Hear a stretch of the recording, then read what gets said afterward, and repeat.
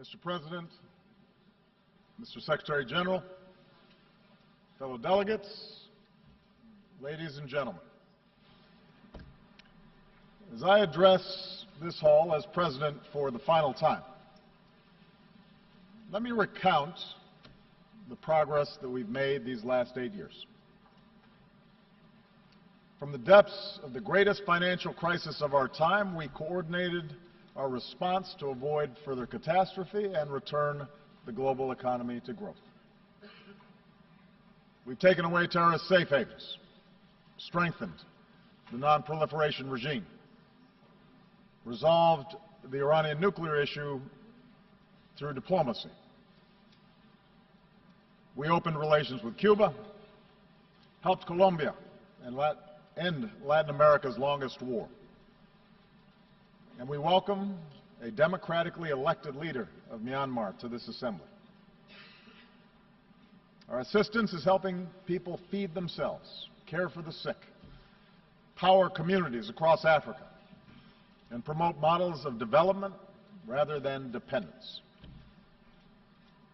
And we have made international institutions like the World Bank and the International Monetary Fund more representative, while establishing a framework to protect our planet from the ravages of climate change. This is important work. It has made a real difference in the lives of our people. And it could not have happened had we not worked together. And yet, around the globe, we are seeing the same forces of global integration that have made us interdependent also expose deep fault lines in the existing international order. We see it in the headlines every day. Around the world, refugees flow across borders in flight from brutal conflict. Financial disruptions continue to weigh upon our workers and entire communities. Across vast swaths of the Middle East, basic security, basic order has broken down. We see too many governments muzzling journalists and quashing dissent and censoring the flow of information. Terrorist networks use social media to prey upon the minds of our youth, endangering open societies and spurring anger against innocent immigrants and Muslims.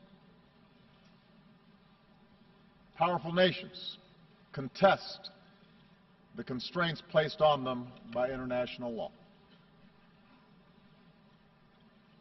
And this is the paradox that defines our world today. A quarter century after the end of the Cold War, the world is by many measures less violent and more prosperous than ever before. And yet our societies are filled with uncertainty and unease and strife.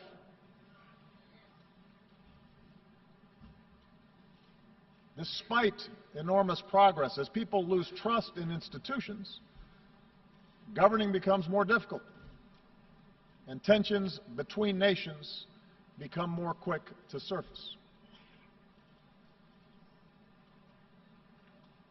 And so I believe that at this moment, we all face a choice.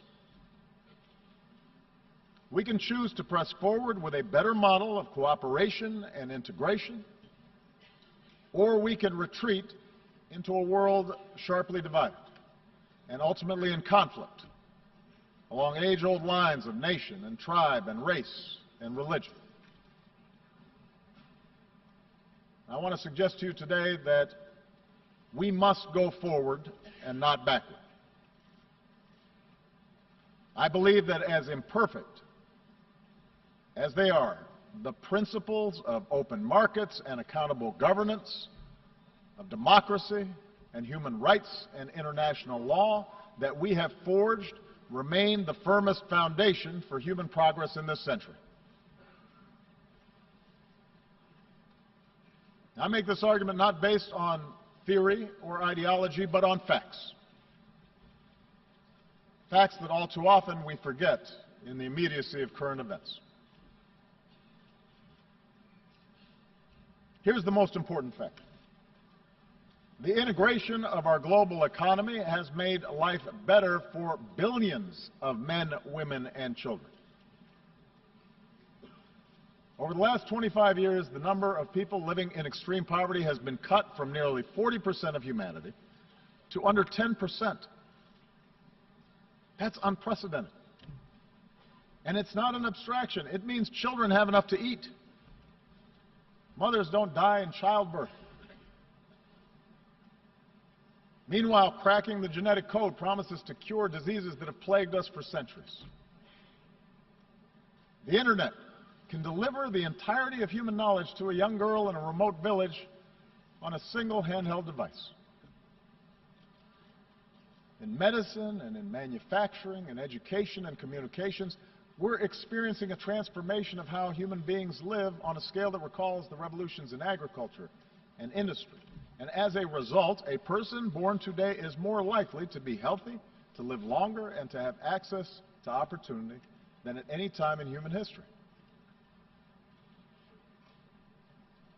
Moreover, the collapse of colonialism and communism has allowed more people than ever before to live with the freedom to choose their leaders.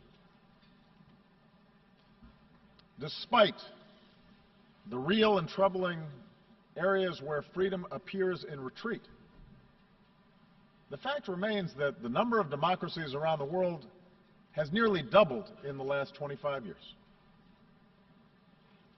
In remote corners of the world, citizens are demanding respect for the dignity of all people, no matter their gender or race or religion or disability or sexual orientation. And those who deny others dignity are subject to public reproach. An explosion of social media has given ordinary people more ways to express themselves and has raised people's expectations for those of us in power. Indeed, our international order has been so successful that we take it as a given that great powers no longer fight world wars, that the end of the Cold War lifted the shadow of nuclear Armageddon, that the battlefields of Europe have been replaced by peaceful union, that China and India remain on a path of remarkable growth. I say all this not to whitewash the challenges we face or to suggest complacency. Rather, I believe that we need to acknowledge these achievements in order to summon the confidence to carry this progress forward and to make sure that we do not abandon those very things that have delivered this progress. In order to move forward, though, we do have to acknowledge that the existing path to global integration requires a course correction. Because too often those trumpeting the benefits of globalization have ignored inequality within and among nations, have ignored the enduring appeal of ethnic and sectarian identities, have left international institutions ill-equipped, underfunded, under-resourced in order to handle transnational challenges. And as these real problems have been neglected, alternative visions of the world have pressed forward, both in the wealthiest countries and in the poorest. Religious fundamentalism, the politics of ethnicity or tribe or sect, aggressive nationalism, a crude populism, sometimes from the far left, but more often from the far right, which seeks to restore what they believe was a better, simpler age free of outside contamination. We cannot dismiss these visions. They are powerful. They reflect dissatisfaction among too many of our citizens. I do not believe those visions can deliver security or prosperity over the long term. But I do believe that these visions fail to recognize at a very basic level our common humanity. Moreover, I believe that the acceleration of travel and technology and telecommunications, together with a global economy that depends on a global supply chain, makes it self-defeating ultimately for those who seek to reverse this progress. Today, a nation ringed by walls would only imprison itself.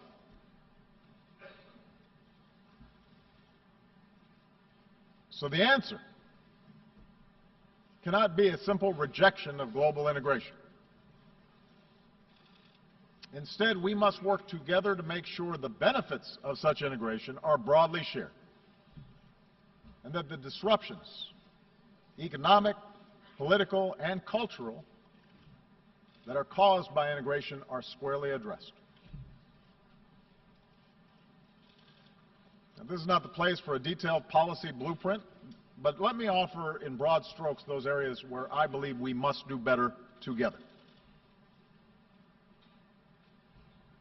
It starts with making the global economy work better for all people and not just for those at the top.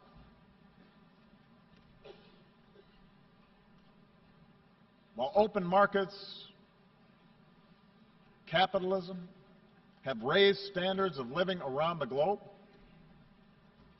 globalization combined with rapid progress in technology has also weakened the position of workers and their ability to secure a decent wage. In advanced economies like my own, unions have been undermined, and many manufacturing jobs have disappeared. Often, those who benefit most from globalization have used their political power to further undermine the position of workers. In developing countries, labor organizations have often been suppressed, and the growth of the middle class has been held back by corruption and underinvestment. Mercantilist policies pursued by governments with export-driven models threaten to undermine the consensus that underpins global trade. And meanwhile, global capital is too often unaccountable. Nearly $8 trillion stashed away in tax havens, and a shadow banking system that grows beyond the reach of effective oversight. A world in which 1% of humanity controls as much wealth as the other 99% will never be stable. I understand that the gaps between rich and poor are not new, but just as the child in a slum today can see the skyscraper nearby, technology now allows any person with a smartphone to see how the most privileged among us live and the contrast between their own lives and others. Expectations rise then, faster than governments can deliver, and a pervasive sense of injustice undermines people's faith in the system. So how do we fix this imbalance? We cannot unwind integration any more than we can stuff technology back into a box, nor can we look to failed models of the past. If we start resorting to trade wars, market-distorting subsidies, beggar-thy-neighbor policies, an over-reliance on natural resources instead of innovation, these approaches will make us poor collectively, and they are more likely to lead to conflict. And the stark contrast between, say, the success of the Republic of Korea and the wasteland of North Korea shows that central planned control of the economy is a dead end. But I do believe there's another path, one that fuels growth and innovation and offers the clearest route to individual opportunity and national success. It does not require succumbing to a soulless capitalism that benefits only the few, but rather recognizes that economies are more successful when we close the gap between rich and poor, and growth is broadly based. And that means respecting the rights of workers so they can organize into independent unions and earn a living wage. It means investing in our people, their skills, their education, their capacity to take an idea and turn it into a business. It means strengthening the safety net that protects our people from hardship and allows them to take more risks to look for a new job or start a new venture. These are the policies that I've pursued here in the United States, and with clear results. American businesses have created now 15 million new jobs. After the recession, the top 1% of Americans were capturing more than 90% of income growth, but today that's down to about half. Last year, poverty in this country fell at the fastest rate in nearly 50 years. And with further investment in infrastructure and early childhood education and basic research, I'm confident that such progress will continue. So just as I've pursued these measures here at home, so has the United States worked with many nations to curb the excesses of capitalism, not to punish wealth, but to prevent repeated crises that can destroy it. That's why we've worked with other nations to create higher and clear standards for banking and taxation. Because a society that asks less of oligarchs than ordinary citizens will rot from within. That's why we've pushed for transparency and cooperation in rooting out corruption and tracking illicit dollars. Because markets create more jobs when they're fueled by hard work and not the capacity to extort a bribe. That's why we've worked to reach trade agreements that raise labor standards and raise environmental standards, as we've done with the Trans-Pacific Partnership, so that the benefits are more broadly shared. And just as we benefit by combating inequality within our countries, I believe advanced economies still need to do more to close the gap between rich and poor nations around the globe. This is difficult politically. It's difficult to spend on foreign assistance. But I do not believe this is charity. For the small fraction of what we spent at war in Iraq, we could support institutions so that fragile states don't collapse in the first place, and invest in emerging economies that become markets for our goods. It's not just the right thing to do, it's the smart thing to do. And that's why we need to follow through on our efforts to combat climate change. If we don't act boldly, the bill that could come due will be mass migrations and cities submerged and nations displaced and food supplies decimated and conflicts born of despair. The Paris Agreement gives us a framework to act, but only if we scale up our ambition, and there must be a sense of urgency about bringing the agreement into force and helping poorer countries leapfrog destructive forms of energy. So for the wealthiest countries, a green climate fund should only be the beginning. We need to invest in research and provide market incentives to develop new technologies and then make these technologies accessible and affordable for poorer countries. And only then can we continue lifting all people up from poverty without condemning our children to a planet beyond their capacity to repair. So, we need new models for the global marketplace, models that are inclusive and sustainable. And in the same way, we need models of governance that are inclusive and accountable to ordinary people. I recognize not every country in this hall is going to follow the same model of governance. I do not think that America can or should impose our system of government on other countries. But there appears to be a growing contest between authoritarianism and liberalism right now. And I want everybody to understand, I am not neutral in that contest. I believe in a liberal political order. An order built not just through elections and representative government, but also through respect for human rights and civil society and independent judiciaries and the rule of law. I know that some countries which now recognize the power of free markets still reject the model of free societies.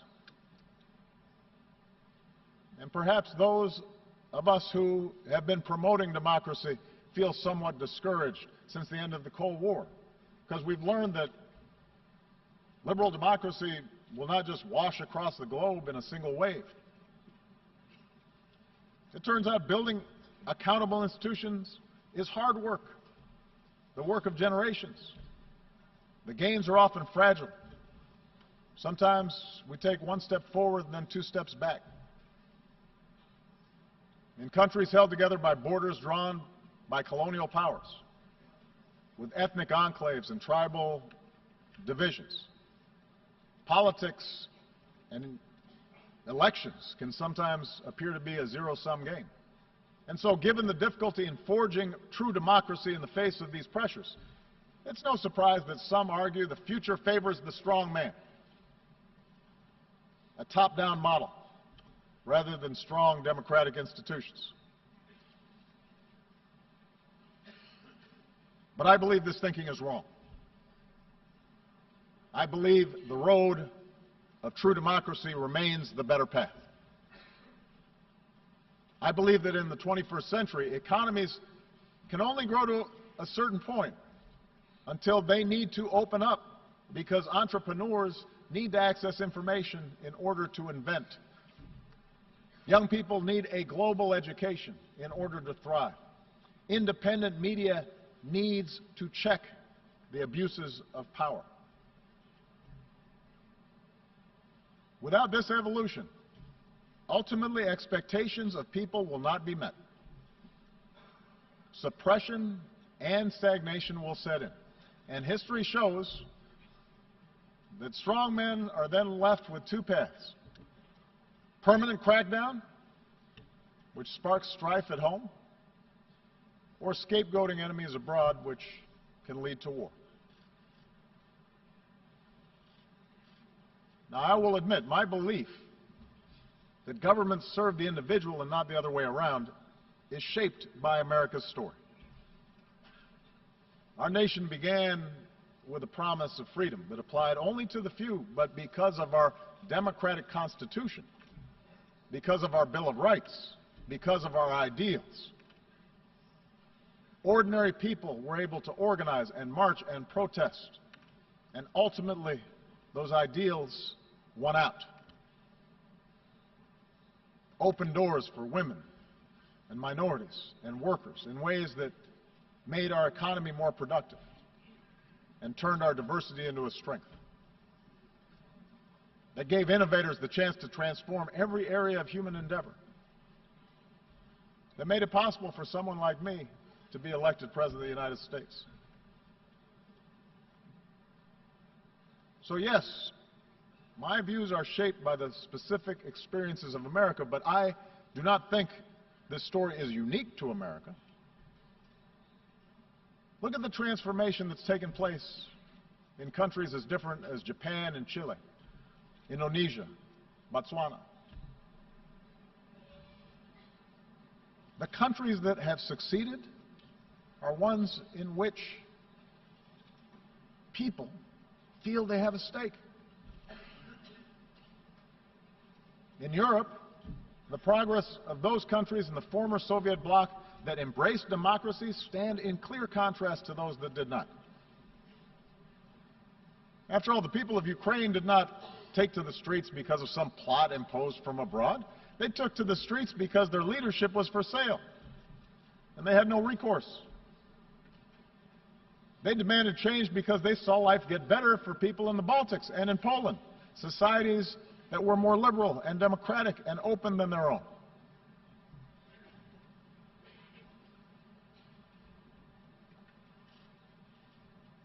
So those of us who believe in democracy, we need to speak out forcefully, because both the facts and history, I believe, are on our side. That doesn't mean democracies are without flaws. It does mean that the cure for what ails our democracies is greater engagement by our citizens, not less. Yes, in America, there is too much money in politics, too much entrenched partisanship, too little participation by citizens, in part because of a patchwork of laws that makes it harder to vote. In Europe, a well-intentioned Brussels often became too isolated from the normal push and pull of national politics. Too often in capitals, decision makers have forgotten that democracy needs to be driven by civic engagement from the bottom up, not governance by experts from the top down. And so these are real problems. And as leaders of democratic governments make the case for democracy abroad, we better strive harder to set a better example at home. Moreover, every country will organize its government informed by centuries of history and the circumstances of geography and the deeply held beliefs of its people. So I recognize a traditional society may value unity and cohesion more than a diverse country like my own, which was founded upon what at the time was a radical idea, the idea of the liberty of individual human beings, endowed with certain God-given rights. But that does not mean that ordinary people in Asia or Africa or the Middle East somehow prefer arbitrary rule that denies them a voice in the decisions that can shape their lives. I believe that spirit is universal. And if any of you doubt the universality of that desire, listen to the voices of young people everywhere who call out for freedom and dignity and the opportunity to control their own lives.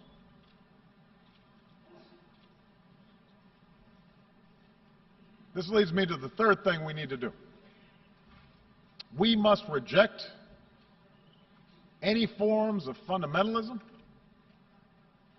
or racism or a belief in ethnic superiority that makes our traditional identities irreconcilable with modernity. Instead, we need to embrace the tolerance that results from respect of all human beings. It's a truism that global integration has led to a collision of cultures. Trade, migration, the internet, all these things can challenge and unsettle our most cherished identities. We see liberal societies express opposition when women choose to cover themselves. We see protests responding to Western newspaper cartoons that caricature the Prophet Muhammad. In a world that left the age of empire behind, we see Russia attempting to recover lost glory through force. Asian powers debate competing claims of history. And in Europe and the United States, you see people wrestle with concerns about immigration and changing demographics and suggesting that somehow people who look different are corrupting the character of our countries. Now, there's no easy answer for resolving all these social forces. And we must respect the meaning that people draw from their own traditions, from their religion, from their ethnicity, from their sense of nationhood. But I do not believe progress is possible if our desire to preserve our identities gives way to an impulse to dehumanize or dominate another group.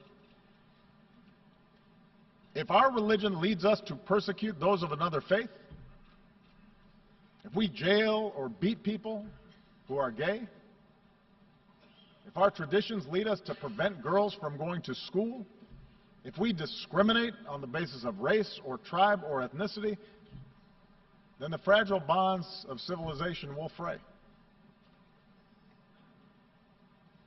The world is too small. We are too packed together for us to be able to resort to those old ways of thinking. We see this mindset in too many parts of the Middle East. There, so much of the collapse in order has been fueled because leaders sought legitimacy not because of policies or programs, but by resorting to persecuting political opposition or demonizing other religious sects, by narrowing the public space to the mosque, where in too many places perversions of a great faith were tolerated. And these forces built up for years. and are now at work helping to fuel both Syria's tragic civil war and the mindless medieval menace of ISIL. The mindset of sectarianism and extremism and bloodletting and retribution that has been taking place will not be quickly reversed. And if we are honest, we understand that no external power is going to be able to force different religious communities or ethnic communities to coexist for long. But I do believe we have to be honest about the nature of these conflicts. And our international community must continue to work with those who seek to build rather than to destroy. And there is a military component to that. It means being united and relentless in destroying networks like ISIL, which show no respect for human life. But it also means that in a place like Syria, where there is no ultimate military victory to be won, we're going to have to pursue the hard work of diplomacy that aims to stop the violence and deliver aid to those in need and support those who pursue a political settlement and can see those who are not like themselves as worthy of dignity and respect. Across the region's conflicts, we have to insist that all parties recognize a common humanity and that nations end proxy wars that fuel disorder. Because until basic questions are answered about how communities coexist, the embers of extremism will continue to burn, countless human beings will suffer, most of all in that region, but extremism will continue to be exported overseas. And the world is too small for us to simply be able to build a wall and prevent it from affecting our own societies. And what is true in the Middle East is true for all of us. Surely religious traditions can be honored and upheld while teaching young people science and math rather than intolerance. Surely we can sustain our unique traditions while giving women their full and rightful role in the politics and economics of a nation. Surely we can rally our nations to solidarity while recognizing equal treatment for all communities, whether it's a religious minority in Myanmar or an ethnic minority in Burundi or a racial minority right here in the United States. And surely Israelis and Palestinians will be better off if Palestinians reject incitement and recognize the legitimacy of Israel. But Israel recognizes that it cannot permanently occupy and settle Palestinian land.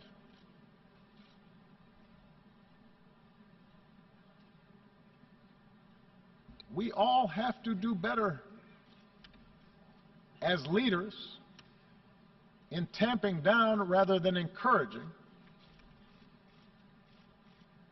a notion of identity that leads us to diminish others. And this leads me to the fourth and final thing we need to do, and that is sustain our commitment to international cooperation rooted in the rights and responsibilities of nations. As President of the United States, I know that for most of human history, power has not been unipolar. And the end of the Cold War may have led too many to forget this truth. I've noticed as president that at times both America's adversaries and some of our allies believe that all problems were either caused by Washington or could be solved by Washington. And perhaps too many in Washington believe that as well.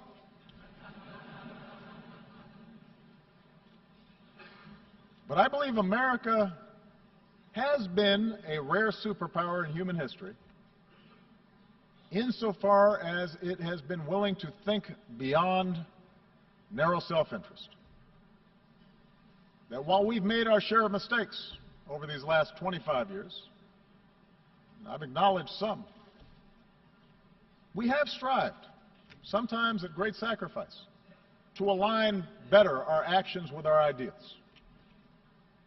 And as a consequence, I believe we have been a force for good. We have secured allies. We've acted to protect the vulnerable. We've supported human rights. and welcome scrutiny of our own actions. We've bound our power to international laws and institutions. When we've made mistakes, we've tried to acknowledge them. We have worked to roll back poverty and hunger and disease beyond our borders, not just within our borders.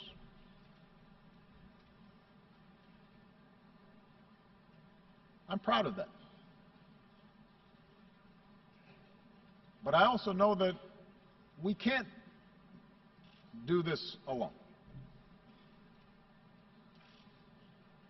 And I believe that if we're to meet the challenges of this century, we are all going to have to do more to build up international capacity. We cannot escape the prospect of nuclear war unless we all commit to stopping the spread of nuclear weapons and pursuing a world without them. When Iran agrees to accept constraints on its nuclear program, that enhances global security and enhances Iran's ability to work with other nations. On the other hand, when North Korea tests a bomb, that endangers all of us. And any country that breaks this basic bargain must face consequences. And those nations with these weapons, like the United States, have a unique responsibility to pursue the path of reducing our stockpiles and reaffirming basic norms like the commitment to never test them again.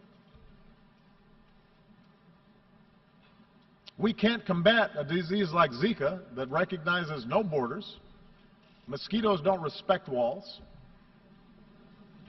unless we make permanent the same urgency that we brought to bear against Ebola, by strengthening our own systems of public health, by investing in cures and rolling back the root causes of disease, and helping poorer countries develop a public health infrastructure. We can only eliminate extreme poverty if the sustainable development goals that we have set are more than words on paper. Human ingenuity now gives us the capacity to feed the hungry and give all of our children, including our girls, the education that is the foundation for opportunity in our world. But we have to put our money where our mouths are. And we can only realize the promise of this institution's founding, to replace the ravages of war with cooperation, if powerful nations, like my own, accept constraints.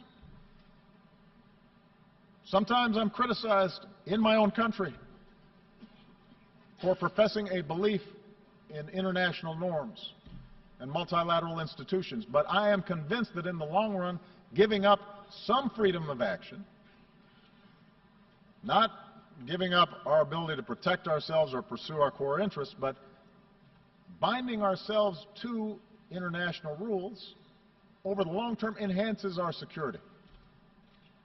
And I think that's not just true for us. If Russia continues to interfere in the affairs of its neighbors, it may be popular at home, it may fuel nationalist fervor for a time, but over time it is also going to diminish its stature and make its borders less secure. In the South China Sea, a peaceful resolution of disputes offered by law will mean far greater stability than the militarization of a few rocks and reefs. We are all stakeholders in this international system, and it calls upon all of us to invest in the success of institutions to which we belong.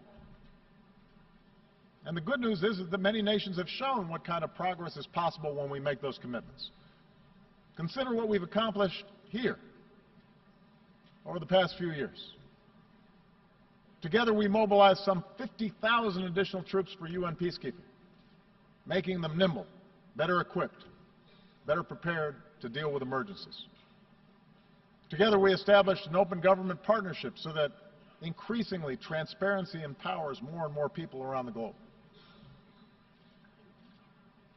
And together, now, we have to open our hearts and do more to help refugees who are desperate for a home. We should all welcome the pledges of increased assistance that have been made at this General Assembly gathering. I'll be discussing that more this afternoon, but we have to follow through even when the politics are hard. Because in the eyes of innocent men and women and children who, through no fault of their own, have had to flee everything that they know, everything that they love, we have to have the empathy to see ourselves.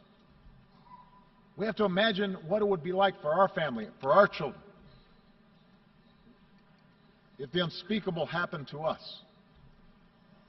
And we should all understand that ultimately our world will be more secure if we are prepared to help those in need and the nations who are carrying the largest burden with respect to accommodating these refugees. There are a lot of nations right now that are doing the right thing. But many nations, particularly those blessed with wealth and the benefits of geography, they can do more to offer a hand. Even if they also insist that refugees who come to our countries have to do more to adopt to the customs and conventions of the communities that are now providing them a home.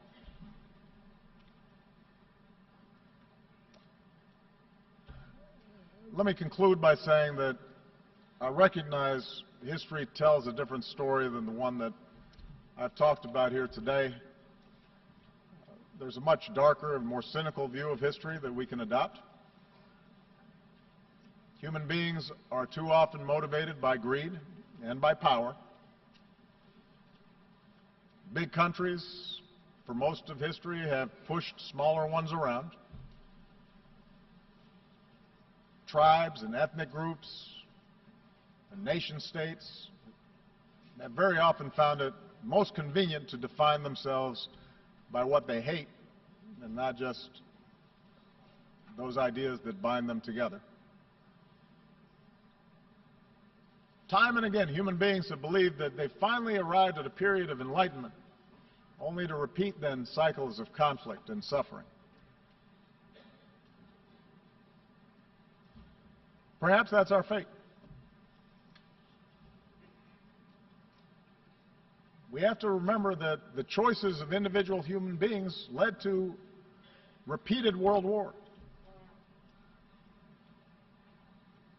But we also have to remember that the choices of individual human beings created a United Nations so that a war like that would never happen again.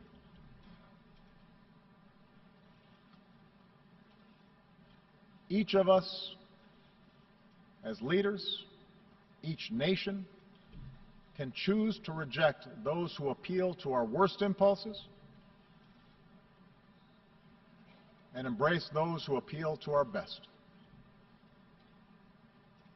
For we have shown that we can choose a better history.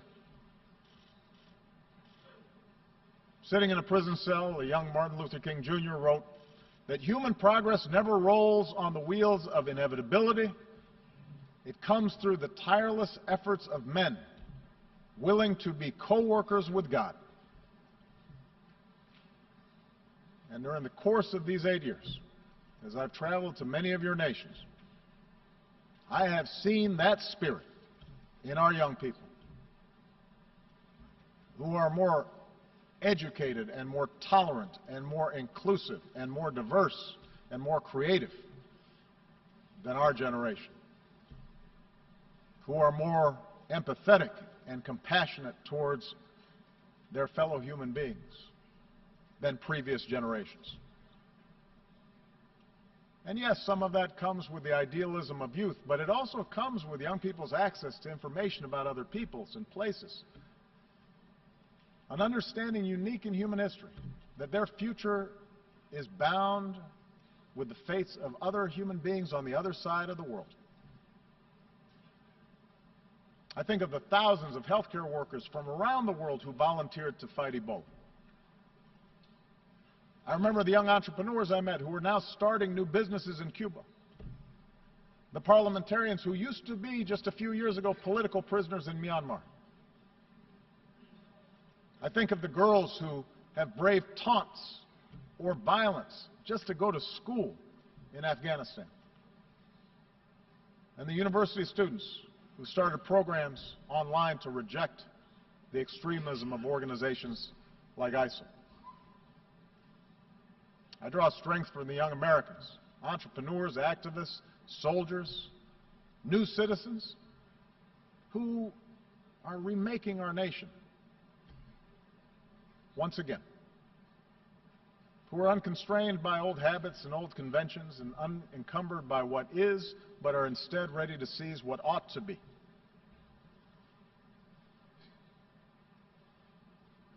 My own family is made up of the flesh and blood and traditions and cultures and faiths from a lot of different parts of the world.